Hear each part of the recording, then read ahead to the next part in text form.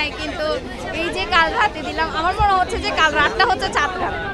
আজকে তো খুব ভালো লাগতেছে, মানে এটা তো মানে বলে বোঝানোর মতো সম্ভব না। আজকে খুবই ভালো লাগতেছে। আজকে আমি নোয়াখালী থেকে আসছি, খুব ভালো লাগতেছে আর কি, হাজবেন্ডকে নিয়ে আর কি। আমার বাসার কিছু নাই রে বাবা, আল্লাহর অশেষ দয়া, কোম্পানির চেষ্টা, সরকার, আমাদের প্রধানমন্ত্রীর চেষ্টা, আপনাদের মিডিয়ার চেষ্টা যথেষ্ট। খুবই খুশি, খুবই খুশি। সন্তানকে বুকে জড়ালেন, এই অপেক্ষায় ছিলেন, কেমন লাগছে? খুবই ভালো লাগছে ভাই, খুবই ভালো লাগছে, খুবই খুশি। ঈদের খুশি এখন মনে করেন আমাদের, ওই সময় তো আমাদের ঈদ আসে নাই। আমরা তো মনে করি 31 মাস মনে কান্না কাটিয়ে আমাদের মনে করি সময় গেছে, তাহাজ্জুদ পড়ছি, এই পড়ছি, আল্লাহর কাছে ফরিয়াদ করছি।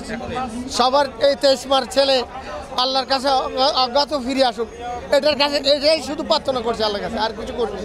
অন্যরকম আনন্দ লাগতেছে, বাসায় প্রকাশ করতে পারতেছি না।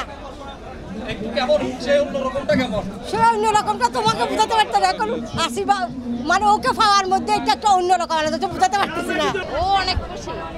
ওরা কিন্তু আসলে রুমের ভিতরে যাচ্ছে না, রেলিং ধরে বাইরে দাঁড়িয়ে গেছে। এরা বলতেছে বাংলাদেশের বাতাসও অনেক ভালো, মানে আমাদের দেশের বাতাস না, একটু ভালো লাগতেছে, ভালো লাগে কাজ করতেছে। ওরা অনেক খুশি আসলে, কালকে থেকে প্রস্তুতি নিচ্ছিল। এটা আশা ছিল, কারণ এদের হচ্ছে এদের আরেকটা জাহাজও যেহেতু ফেরত আনছিল, এটা আশা ছিল। তবে এই যে লেট হবে কিনা, মানে কয় মাস লাগবে, এগুলো নিয়ে একটু ছিলাম।